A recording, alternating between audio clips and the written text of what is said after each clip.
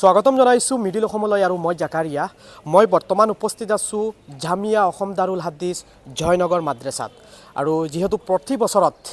জয়নগৰ মাদ্ৰাছাত খতমে বুখাৰী শৰীফ হয় এইবেলিও 15 আৰু 16 জানুৱাৰীত অনুষ্ঠিত হ'বলৈ গৈ আছে জামিয়া অসম দাৰুল হাদিছ জয়নগৰ মাদ্ৰাছাৰ খতমে বুখাৰী শৰীফ আৰু খতমে বুখাৰী শৰীফৰ যিখন নেকি পেণ্টেল সেই পেণ্টেলখনৰ দায়িত্বত লৈছে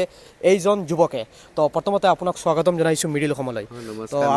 আপোনাৰ যিখন হেৰি হয় টেণ্ট হাউচ এইখনৰ নাম কি মোৰ টেণ্টৰ নাম হয় জুবেৰ টেণ্ট হাউচ এইখন ক'ত আছে গণিপুৰ বজাৰত আছে গণিপুৰ বজাৰত হয় তো জয়নগৰ মাদ্ৰাছাৰ আপোনালোকে এইবেলি লৈছে ন কাম প্ৰস্তুতি চলাই আছে বৰ্তমান গোটেই বছৰে বেলেগ মানুহ লাগিব এই বছৰত মই লৈছোঁ কিমান দিনৰ পৰা কাম চলি আছে আজি 1 তাৰিখৰ পৰা কাম কৰি আছোঁ 1 তাৰিখৰ পৰা তো এয়া চাব পাৰে আমি মিডিল অসমৰ দৰ্শকসকলক দেখুৱাই আছোঁ যদি কোনোবা যদি বিয়া সভা বা কিবা অনুষ্ঠান প্ৰতিষ্ঠানত যদি আপোনাক বিচাৰে যদি এনেকুৱা ধৰণৰ ডেকোৰেশ্যনৰ বাবে বিশেষকৈ আপোনাৰ লগত যোগাযোগ কেনেদৰে কৰিব মোৰ কণ্টেক্ট নম্বৰ দি দিম ভিডিঅ'ৰ ওপৰত তো তেখেতৰ কণ্টেক্ট নাম্বাৰ ভিডিঅ'ৰ ওপৰত আছে আপোনালোকে যোগাযোগ কৰিব পাৰিব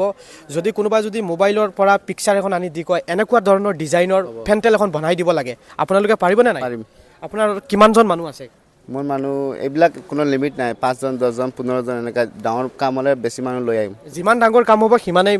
মানুহ লৈ আহিব ন তো ঠিক আছে আহকচোন আমি অলপ ভিতৰত গৈ আছোঁ এয়া চাব পাৰে এয়া হৈছে জামিয়া অসম দাৰুল হাদিছ জয়নগৰ মাদ্ৰাছাৰ যিখন নেকি পেণ্টেল সেইখন পেণ্টেলৰ বৰ্তমানে কাম চলি আছে প্ৰায় দ্ৰুতগতিত কাম চলি আছে কাৰণ হাতত আছে মাত্ৰ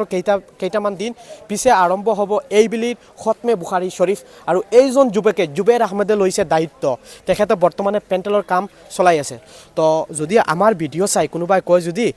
মিডিল অসমৰ ভিডিঅ' চাই কৈছোঁ বিশেষকৈ কিবা ডিছকাউণ্ট দিবনে নাই ডিছকাউণ্ট হ'ব ঠিক আছে তেতিয়াহ'লে আপোনাৰ নাম্বাৰটো আমি ওপৰত দিব পাৰিব কিমানটা নাম্বাৰ আছে দুটা নাম্বাৰ দিয়া হৈছে আপোনালোকে যোগাযোগ কৰক আৰু যেনেদৰে আপুনি দিব ঠিক তেনেদৰে তেখেতে ষ্টাইলত আপোনাক বনাই দিব এইখিনি কৈ মই জাকাৰিয়া ইয়াৰ পৰা বিদায় লৈছোঁ ধন্যবাদ